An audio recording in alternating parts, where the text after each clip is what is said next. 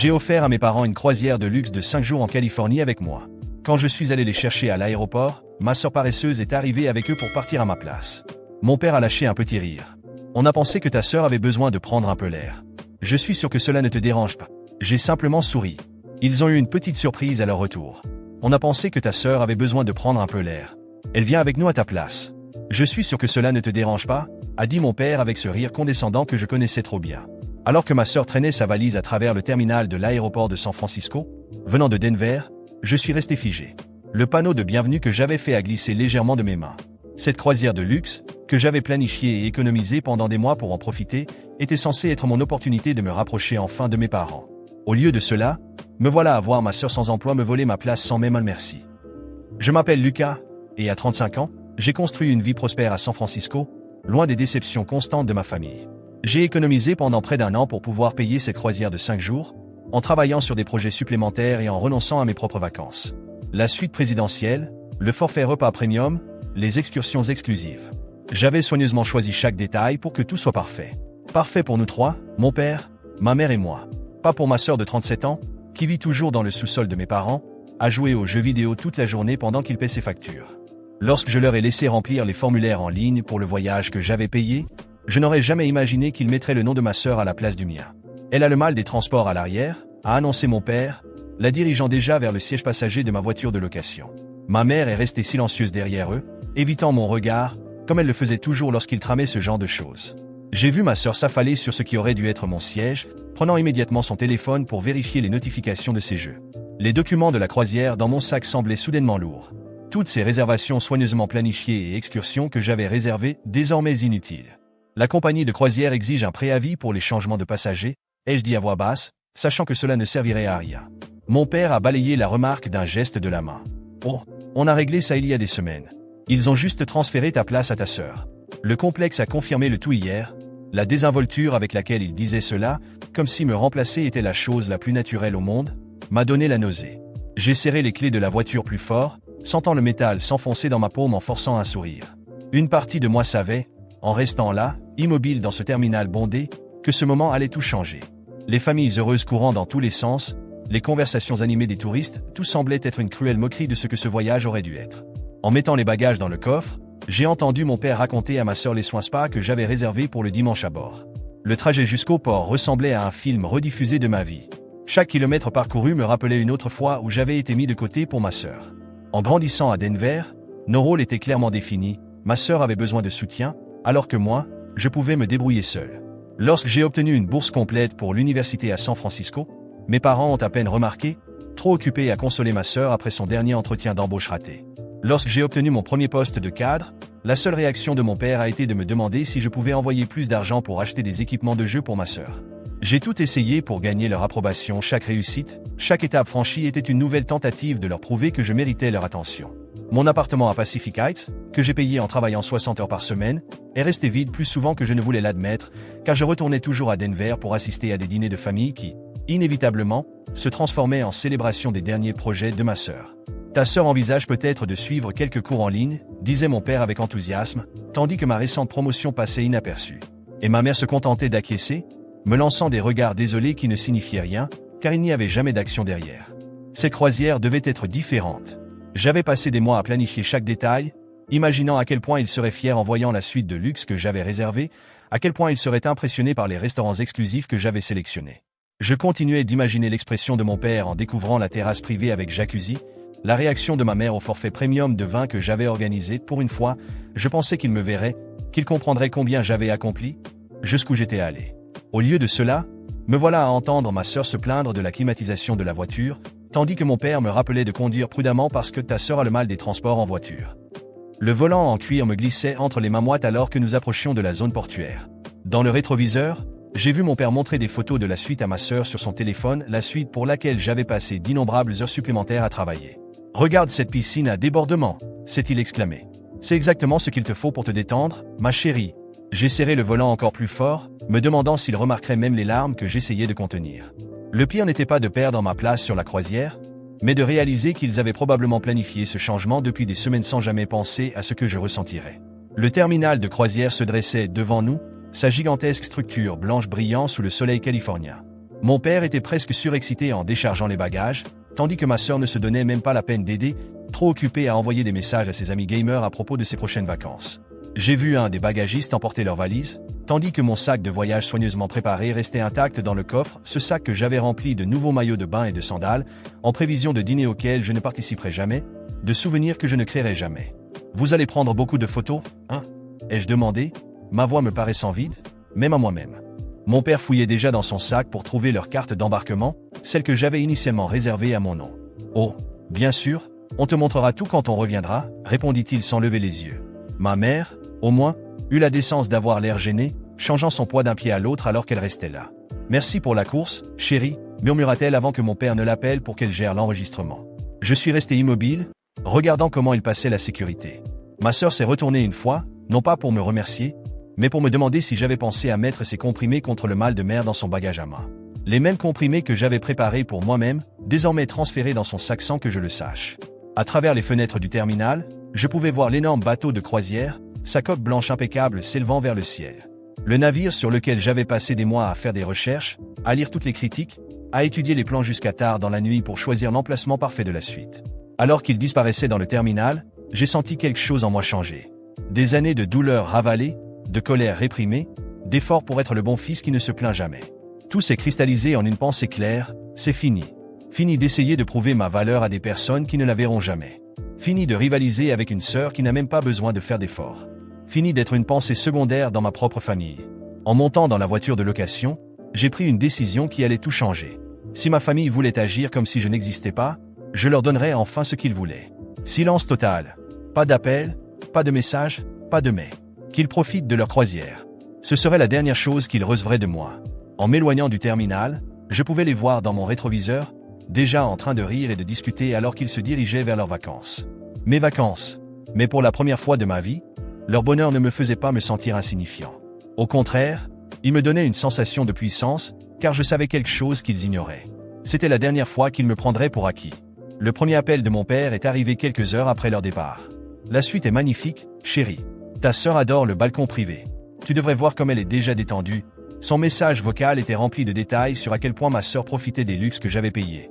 Je l'ai supprimé sans répondre. Le deuxième appel est arrivé pendant leur premier dîner dans le restaurant haut de gamme que j'avais réservé des mois plus tôt. Le wagyu est incroyable. Ta sœur dit que c'est le meilleur repas qu'elle ait jamais eu. Supprimé. Au troisième jour de la croisière, les messages de mon père ont commencé à prendre un ton légèrement inquiet. Lucas, pourquoi tu ne réponds pas? On t'a envoyé des photos de notre journée au spa. Le masseur a dit que c'était exactement ce qu'il fallait à ta sœur pour son mal de dos à force de jouer. Ma mère a laissé un message vocal maladroit, plein de longs silences. J'espérais vaguement entendre un « j'espère que tu vas bien ». Ma sœur, comme prévu, ne s'est pas donné la peine d'appeler. Je l'imaginais affalée sur le transat du balcon que j'avais choisi, se plaignant probablement que l'océan était trop bruyant pendant qu'elle jouait sur son téléphone. Je me suis plongé dans le travail cette semaine-là, restant tard au bureau, prenant des projets supplémentaires, n'importe quoi pour garder mon esprit occupé pendant que tout cela se passait sur le bateau. Mais chaque notification sur mon téléphone, chaque nouveau message vocal, ramenait une nouvelle vague de colère. Les photos qu'il continuait d'envoyer étaient les pires, ma sœur posant devant la piscine à débordement dans laquelle je rêvais de nager, mes parents souriant pendant le dîner aux chandelles que j'avais planifié comme un moment spécial avec eux.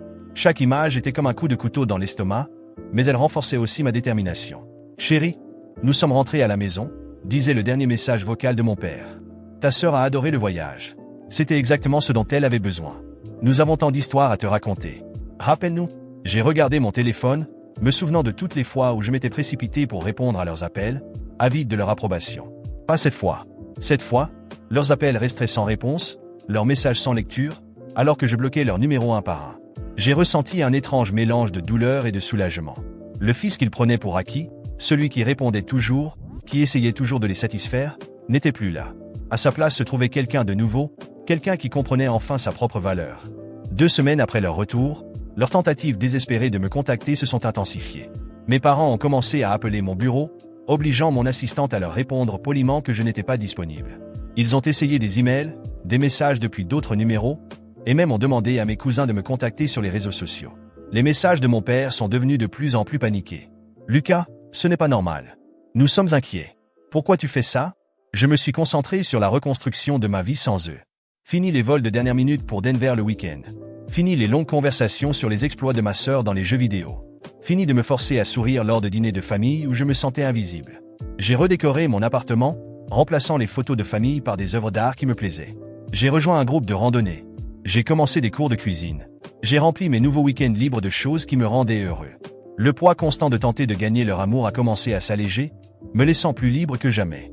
Ta sœur est très contrariée, disait le dernier email de mon père. Elle dit que tu es égoïste, que tu as gâché ces merveilleuses vacances en famille. J'ai éclaté de rire en lisant cela, un rire amer résonnant dans ma cuisine vide. L'audace était presque impressionnante. Ils m'ont volé mes vacances. Ils m'ont remplacé sans hésitation. Et maintenant, c'est moi l'égoïste. Quelque chose dans cet email a tout scellé pour moi. C'était typique d'eux de retourner la situation pour faire de ma sœur la victime et de moi le méchant parce que j'avais enfin pris position pour moi-même. Ma mère a tenté une autre approche, laissant un message vocal qui reconnaissait enfin le problème. Chérie, si c'est à cause de la croisière, peut-être qu'on aurait dû gérer ça autrement. La sous-estimation subtile était si typique d'elle, voyant toujours le problème sans jamais avoir le courage de vraiment y faire face. Trop tard. J'ai ajouté son nouveau numéro à ma liste de blocage, ressentant un pincement au cœur, mais le surpassant. 3 mois après mon silence, la façade de mon père s'est finalement effondrée. Son dernier message vocal était différent. Brut, émotionnel, sans les excuses habituelles pour ma sœur. Lucas, sa voix s'est brisée. Maintenant, je comprends. En écoutant ce message vocal de mon père, une partie de moi voulait croire qu'il avait enfin compris. Qu'il avait, d'une certaine manière, réalisé à quel point il m'avait blessé, à quel point il m'avait fait me sentir invisible toutes ces années. Mais je savais mieux. Je savais que « maintenant je comprends » ne signifiait rien. Ce n'était qu'une autre tentative de manipulation, une nouvelle façon de me ramener dans le cycle habituel où je pardonnais, revenais vers eux et, inévitablement, était à nouveau oublié. J'ai ignoré le message et poursuivi ma vie.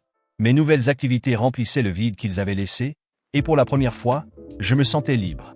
Je suivais des cours de cuisine, explorais les sentiers autour de San Francisco, socialisais avec des personnes qui se souciaient réellement de moi. Et le meilleur dans tout ça, je me retrouvais. J'ai redécouvert ma passion pour l'art, commencé à décorer mon appartement avec des pièces qui reflétaient réellement qui j'étais, et non la personne que j'essayais d'être pour leur plaire. Mais, bien sûr, le silence n'a pas duré longtemps. Un jour, en sortant de la salle de sport, j'ai vu une série d'appels manqués d'un numéro inconnu. Je savais déjà qui c'était avant même d'écouter le message. C'était ma mère, avec ce ton hésitant qu'elle avait toujours. « Lucas, chéri, je sais que tu es occupé, mais nous devons parler, ton père est inquiet. Il pense que nous devrions régler ça en famille. S'il te plaît, donne une chance de discuter. » J'ai pris une grande inspiration, supprimé le message et bloqué un autre numéro. Les semaines ont passé, et les tentatives désespérées se sont intensifiées. D'abord, un email de ma sœur. « Tu exagères, comme toujours. On voulait juste profiter des vacances. C'était une erreur, d'accord? Maintenant, arrête cette gaminerie. Typique. Toujours rejeter la faute sur moi, comme si j'étais le problème, comme si je n'avais pas le droit d'être en colère ou de prendre mes distances. » Ensuite, ce furent des messages de cousins, de tantes éloignées, et même d'un ami d'enfance qui, d'une manière ou d'une autre, était encore en contact avec eux. « Mec, ta mère est très inquiète. Parle-lui, s'il te plaît. » Non, je n'allais pas céder. Mais ensuite, ils ont décidé de jouer sale. Un après-midi, en rentrant du travail, j'ai trouvé ma mère assise sur les marches de mon immeuble. Elle avait l'air fatiguée, abattue, et tenait un sac en papier brun, comme si elle était passée par ma boulangerie préférée.